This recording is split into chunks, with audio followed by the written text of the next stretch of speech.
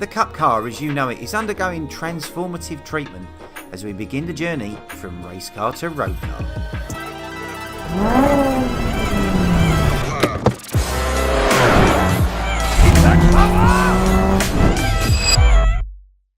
This high-performance beast has left its mark on the racing world, but we're about to embark on a new journey with it.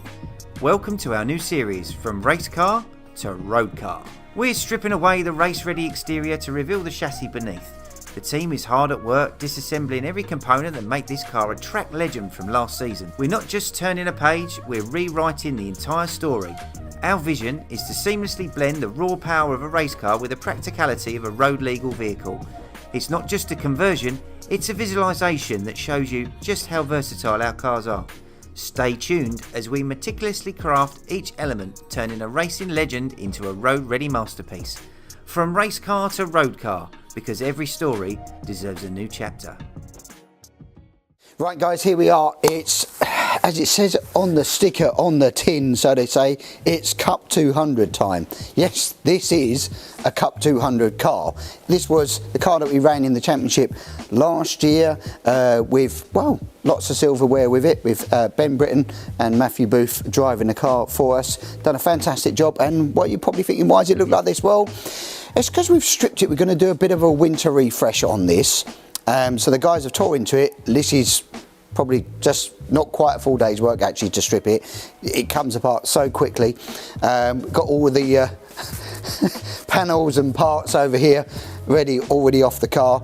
So what we're going to be doing with it, well, our intention is to make it road legal, really, unless somebody really comes to us today and says, I want a Cup car and I need one now and I want to race it and I'm not worried about road legal, and you want to get yourself bumped up in the build queue, then this one will be available because we're cracking on with it now. If not, we're going to make it road legal anyway.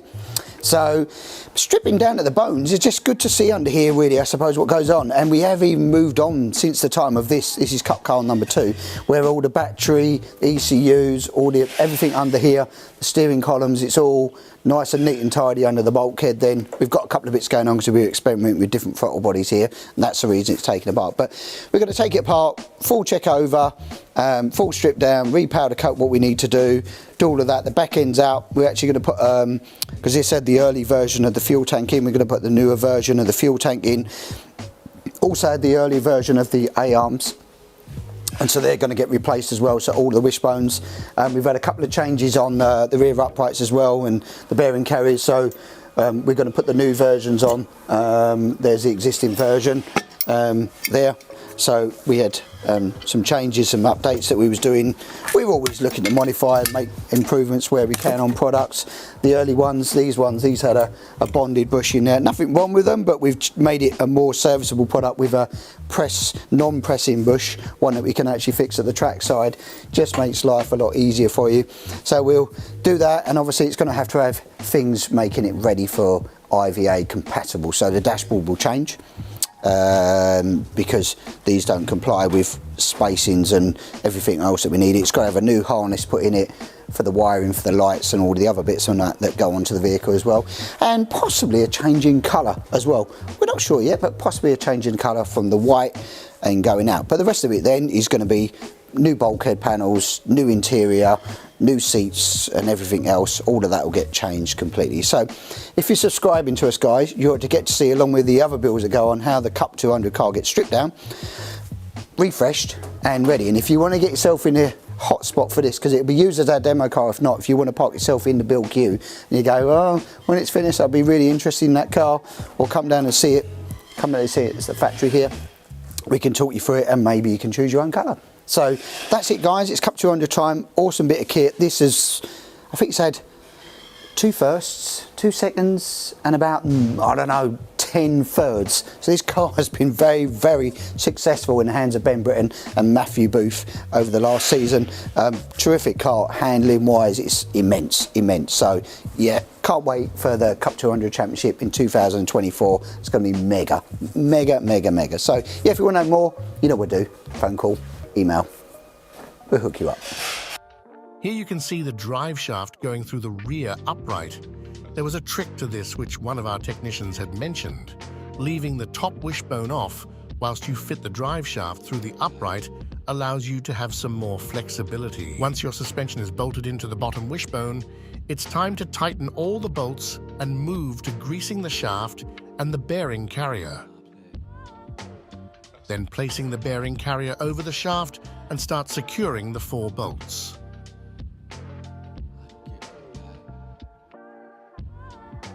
Now moving on from the rear hub assembly onto the rear of the car, the fuel tank had been removed for a full clean. Now it is time for an in-depth construction visualization of the complete front suspension assembly, starting with putting the polybushes and crush tubes into the end of the wishbones, without forgetting to use a bit of red rubber grease on the components. Don't forget, nice and greasy, slips in easy. Following that heartfelt quote from Adrian, if you struggle to get any of these components in the wishbones, a vise definitely does help.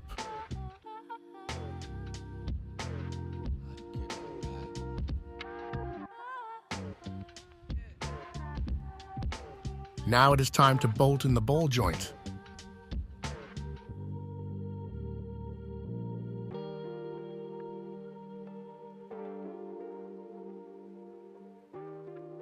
Following the assembly of the front lower wishbone, it is time to bolt it to the chassis and then bolt in the push rods.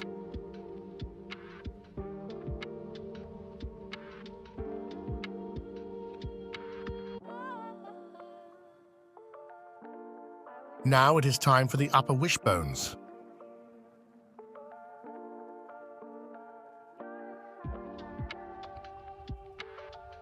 The front upright is now ready to go on.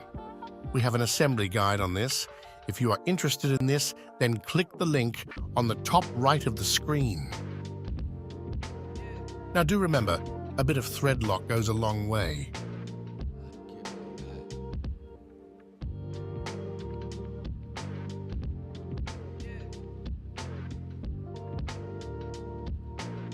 The steering rack is now ready to be attached, and following the install of the oil cooler and radiator setup, it was time to mock up the nose cone. Let's pass you over to Sean to talk specifics. So we're trying to go view a little bit more detail in what's going on when you're building one of these. Now, we can't show every nut and bolt and everything else in the video. It'll probably be a very, very long video in the build, but we're going to show you a little bit more what's going on. So last time you saw this, it probably didn't have the front end on.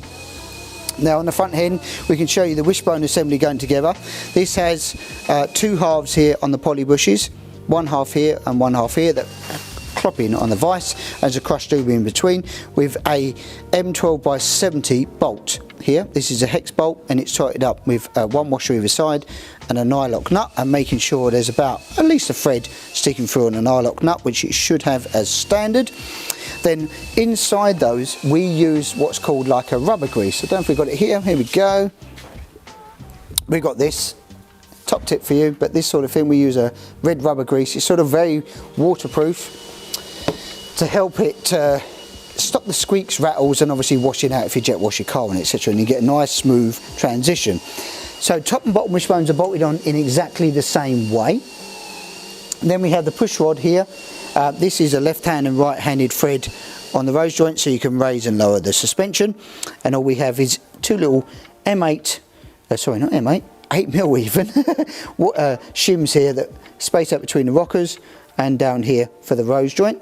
And these have M12 by 60mm bolts that go through, and then that bolted through. And again, you can then, once you've set your suspension height, you have the lock nuts to lock off on your push rod, so 2 of those in now.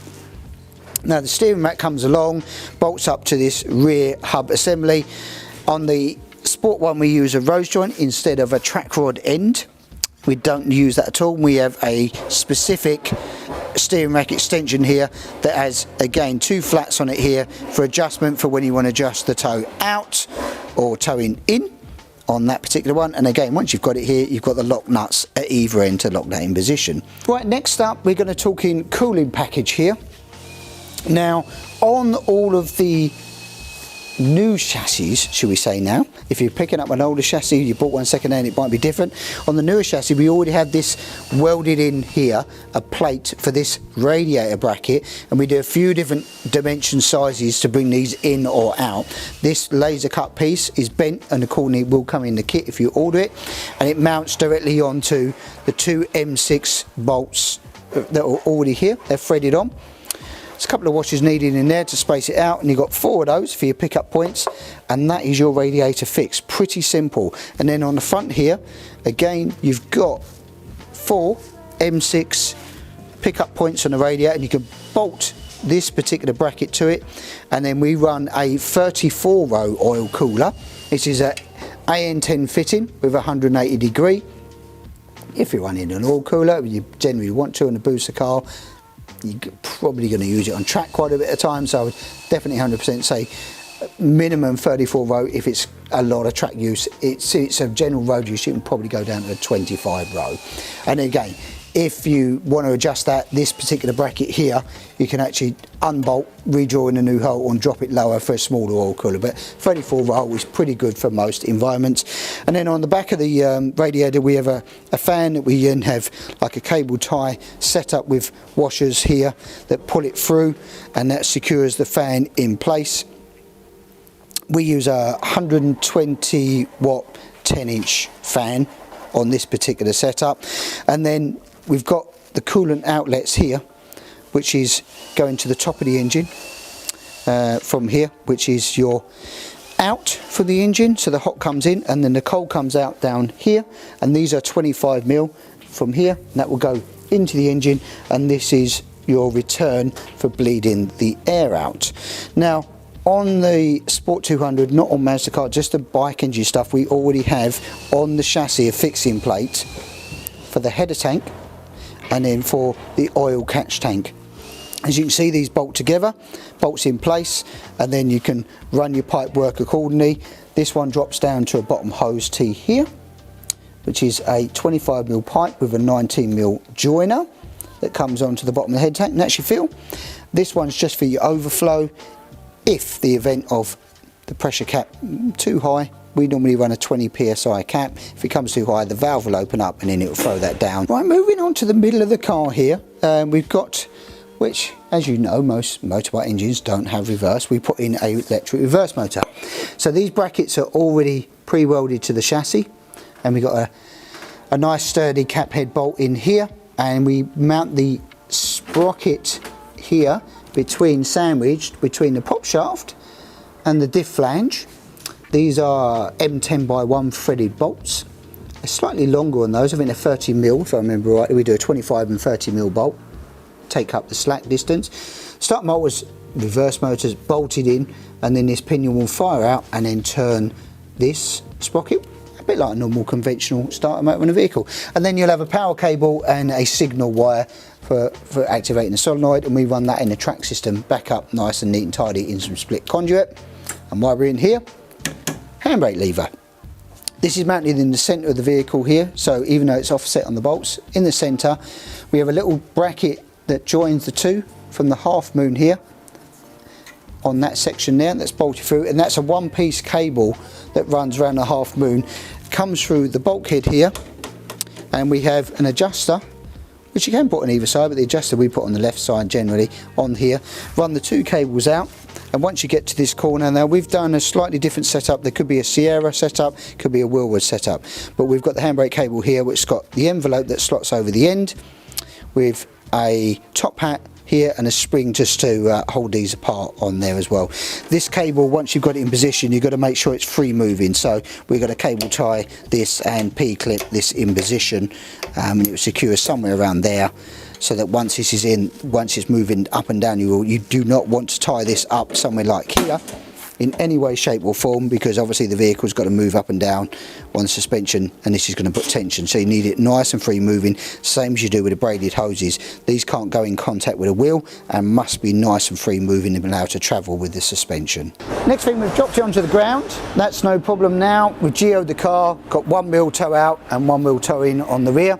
Got it all set up, all the ride heights done, and there'll be some final tweaks once the rest of the weight goes on the vehicle, but we've got a good base setting somewhere to start with. with, as you probably remember from last week, oil lines, coolant, radiators, all plumbed in, all of this side of it, the engine. Now, there's two different variations.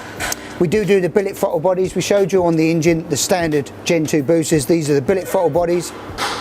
And you have this here with a tapered one. This will fit under the flat bonnet. And then you can run a fuel pressure sensor which plugs in there. That's your fuel pressure sensor, plugs in the end of the fuel rail, and the main fuel rail feed is at the other end coming in with the injectors and everything else. So this is a nice setup. The billet setup really looks smart, but it also allows you to run the flat bonnet, which is, if that's your preference. Moving through in the vehicle, showed you the sprocket adapter. The prop shaft's attached down here. It's a two-piece prop. We have a centre bearing just here, which gets bolted into the side panel, and then running along, which we showed last week, to the rear where the Sierra diff, where you've got the reverse motor and reverse sprocket bolted in, and these are two bolts to hold that in and just lining up there. Handbrakes all in etc. here with 2 bolts, and your half moon for adjusting that, pulling it up and down, not an issue, and you can do the final adjustment once that's in. Then we'll move on to interior panels here. How do you fit those? It's pretty simple. They're a laser cut piece that already pre-comes done, and we use a 4mm rivet, and these are already there. You just have to drill these into the chassis using a 4mm rivet. Definitely recommend using some sealant around all the chassis to stop any kind of panel vibration, otherwise you will get some vibration come through. That can be quite annoying, so make sure you adhesive this first, leave it about 15 minutes before you put the panel on, just so it gets a light skin over the bead. So you bead it along, let it have a light skin, then push the panel on. It will definitely help seal it and also stop the panel vibration. And that's for this particular panel, which is the back panel, and the 2 rear interior side panels. And this has a top which will go over the top here. Again, you'll have fixings on the side on there. This is the older one, but we're putting a new one on. Same principle will apply. Last time we spoke about engine and drivetrain and those areas. The loom, it's not the very exciting bits, but the loom has gone in. Now, trying to show you where the loom goes and direct it all is pretty difficult, but the loom itself here is a plug and play affair on the high booster stuff. These are the injectors, for example. It runs through, and up here we have the main ECU, and the rest of it is run down through the centre tunnel. We have this little track system here just on the side here with these little holes where it's running split conduit just down in there, and then we cable tie it through all the way to the rear of the vehicle, and it ends up with coming out from the centre tunnel into tyres like this where the plugs are, and these are all labelled up for the lights, left hand and right hand, all of those areas that we've got on that. So the loom is pretty hard to say because we've got all of these bits which are here for switch gear. Looks like a lot, but it's not. It's sort of, well, that would be if you're doing hands-free buttons, so all this stuff. This is for the AIM Digidash, and then we've got your ignition and starts here,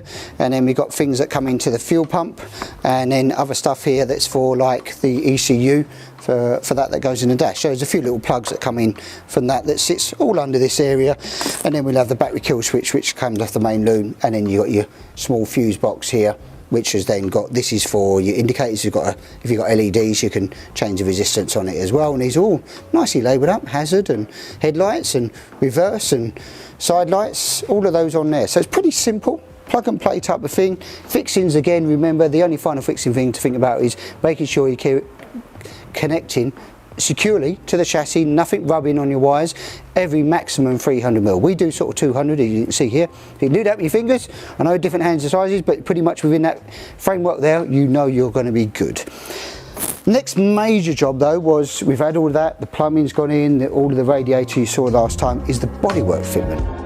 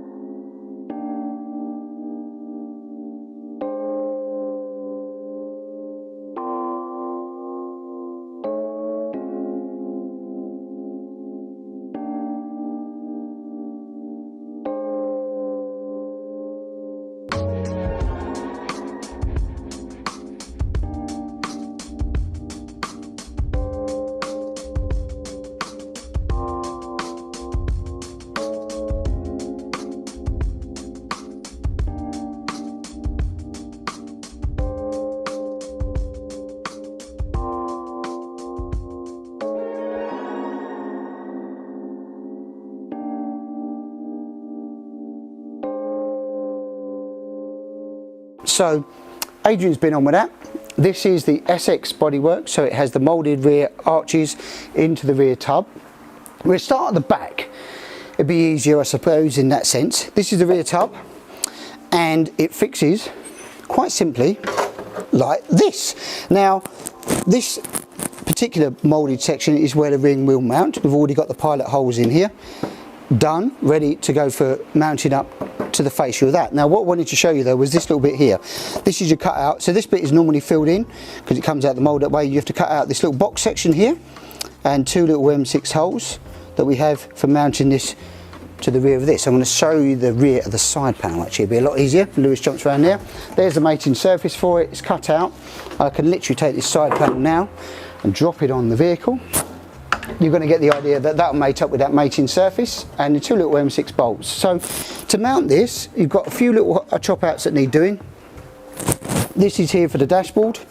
These are two little cutouts here for mounting the scuttle bolts, which is 1 and 2. So we've got the 3 fixings there. And then on the very front of the side panel, which is just here, there's a little recess that's cut out there for where it sits over the chassis rail. Now, if you're doing a cage, this is also needing 4 holes for the roll cage bosses that mount to the chassis, which are in these 1, 2, 3 and 4 locations. We can see them in the chassis there, and they need to be cut out. I suggest you dry fit them before you start bonding it all on. Dry fit it all, take the cage off, and then you can do your final fit, which we'll be doing with 2 ways of doing it. On the race cars, we tend to put no bonding on them. We just put a few rivets underneath and it's secured. If you want it as a road car and you want it completely watertight, I understand, and you can put the silicone sealant in the areas around the chassis, under the floor pan as well, and that will seal the whole area for you in that sense. Scuttle is pretty much simple. Again, underneath, this is already cut out for where your bulkhead would be. It's going to sit on the vehicle this way, and again, you'll just need for the dashboard mounting here, which is this bar, and it's to be trimmed, and 2 little M6 holes, which again fit on these 2 bolts here. So this scuttle would then, it's hard to do with the roll cage now bolted on place, but this will sit into place in that area, like so. So I'm going to leave that up the top now. Now, I'm not worried about these panels too much, if they get a little mark on them or two, because these ain't staying white. These are going to be painted. Unusually, we don't normally paint cars. The gel coat finish is very, very good, and we're quite happy with them. Most of the cup cars have been white, but this time we're going to go something different. Not going to reveal the colour, we'll do a colour change reveal on this of course, but something a bit different. Right, final thing, you've probably seen this, which was the race car to road car kind of thing, and we've been waiting on paint and everything else. Well, the colour's been chosen, and we've got all the panels prepped. They've all gone off into primer, waiting them to come back, but the next little job to do, now we've chosen the colour, is mix the paint. And this has got an ink added into the paint. So what I'm going to do now is I'm going to send off Lewis round to Essex Colours, who's local to us, and they're mixing the paint. He's going to show you and speak to Nick there and his team, show you how the paint is mixed, and then after that, once it's mixed, next week we'll show you, once the colour goes on the panels, and we're going to the paint booth and show you that operation as well. So Lewis, off you go. Let's go and see Nick at Essex Colours.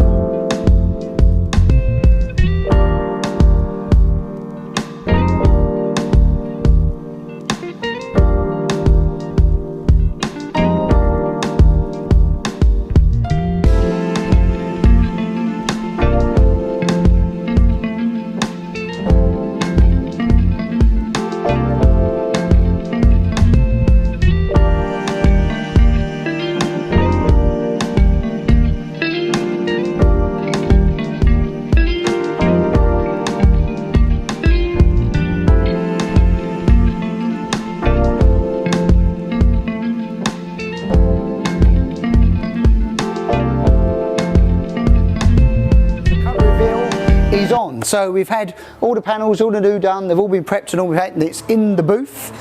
And here we go, this is the colour.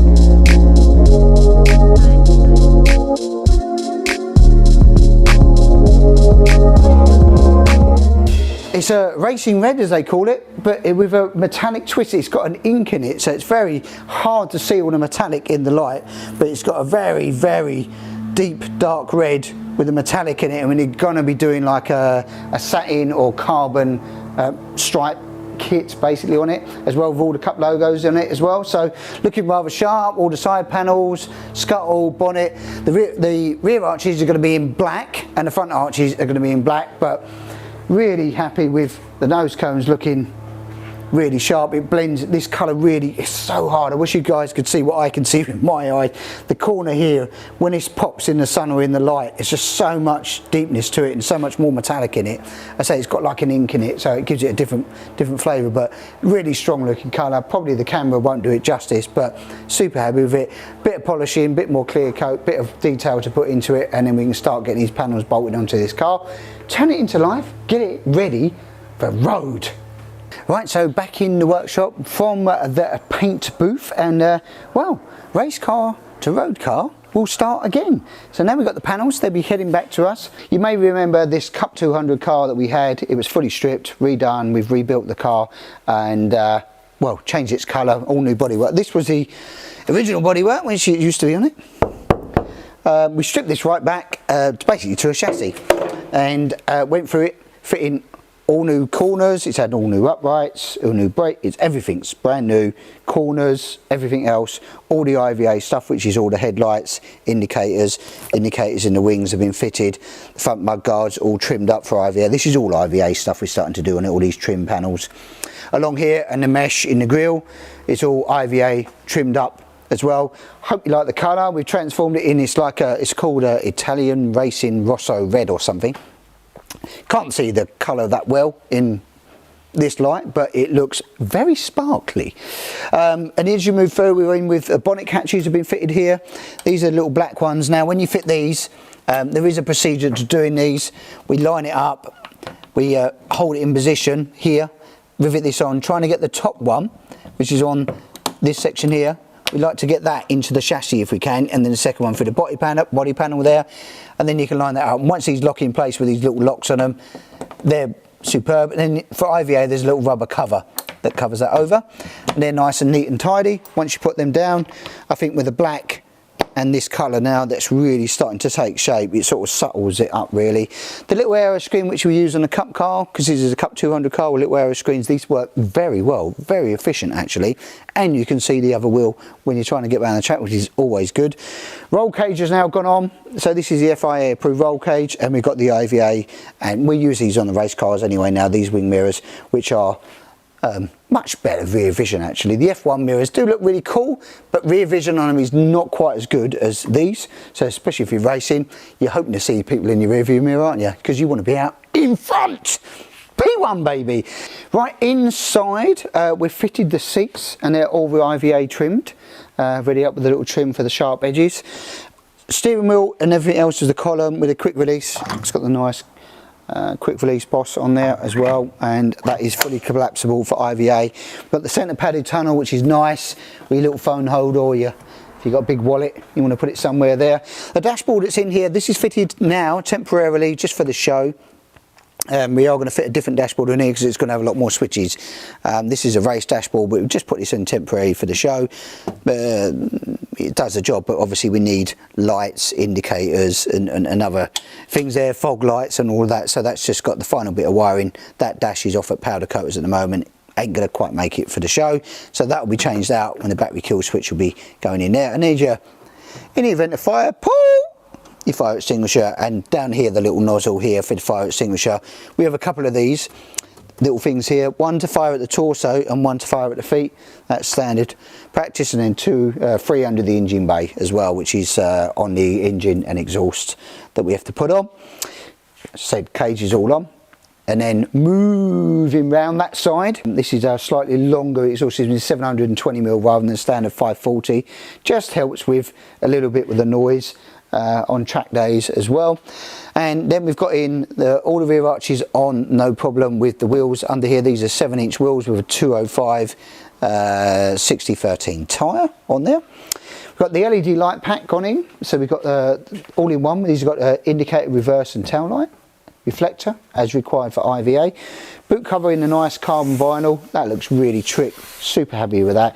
And the centre number plate light that's in there, so you can put your number plate wherever you want, especially when you're going to put the graphics up here, which is why we've not got the two little dots that we normally do, so we're going to put some graphics in here. I think maybe at some point it certainly have race numbers and things like that, you want them to be visual. All the back ends pretty much there, we've just got to do some wiring on the back, and we've temporarily put in the LED rain light. We're going to be putting in a fog light for IVA. This could go on afterwards for when you go racing. You do require a proper rain light, which is what that one is. And I'll pop under here actually just quickly.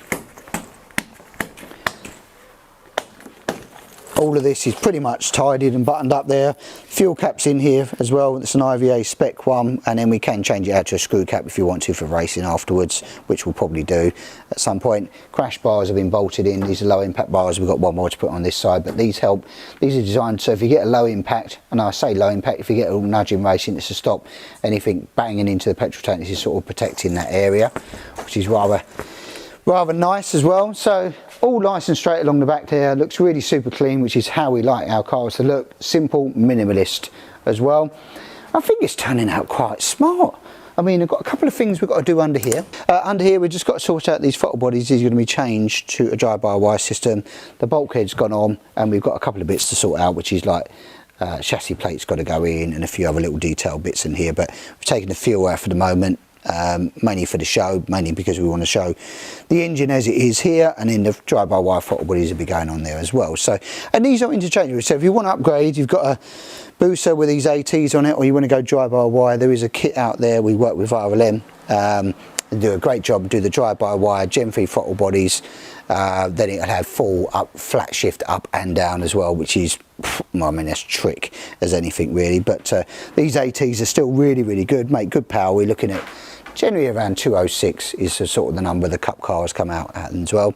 But everything's pretty much buttoned up now. We've just got some wiring to do under here and on the indicators as well to button up, and a few bits under here once we change all the dashboard, the switches. And this is going to have, I do believe, it's going to have the little buttons on the steering wheel as well for your indicators, high beam, horn, and a few other bits that go on there. They work really well. Proper trick bit of kit really. So yeah, that's it really, sort of buttoning her up. She's looking really good. Won't be long before this one's sort of, hopefully you might have seen this at the show already. We'll get a bucket of water over, give her a little buff up as well. If you want to come and see her down here, see what's going on. This one I do believe is already sold, and be going off to the lucky owner. Almost looks too pretty.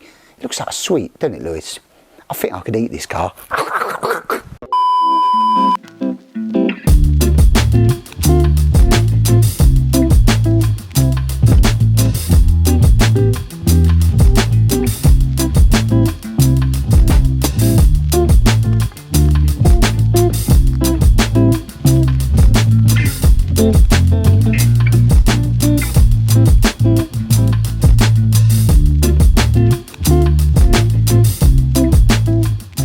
The car now has actually passed its IVA test, so will be road legal shortly. We're just applying for the documentation, you have to send it off. So you've got two processes, which is your IVA test, which is through VOSA, and then you have your registration, which goes through the DVLA. So you have to then send off the paperwork for it all to prove the components and what the engine is and everything else, and get your registration back on it. So that process takes normally a few weeks to go through. So this is still going to go to its owner now, and we're just waiting for the number plates to be given to us, so to speak, the number, and we'll get plates made up for it.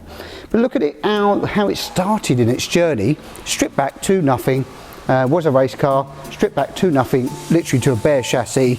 Everything else onto it was brand new then, including this awesome Rosso Racing Red metallic. I wish you could see it in the light. Perhaps if you was at Malvern you would have seen it. It sparkles really heavily, really nice. So whole front end is, the Cup car is basically bit of front corners, front and rear, the special cup nose cone that we had designed for the race cars, the flat bonnet, the FIA roll cage, and this one's actually had the conversion which we work with RLM Racing on for the Gen 3 throttle body. So normally we have two options we did on these, which is a billet throttle body, and also we are looking to do the standard Gen 2s on there as well, but this is the conversion with the angled intake trumpets here into the billet fuel rail into what's called a Gen 3 drive-by-wire. So it has different injectors. They get rid of the secondaries. Normally the secondaries in the airbox up here. We get rid of them and put a bigger injector in here. It's reseat and recut there. And then once that's all done, it comes to here to an actuator.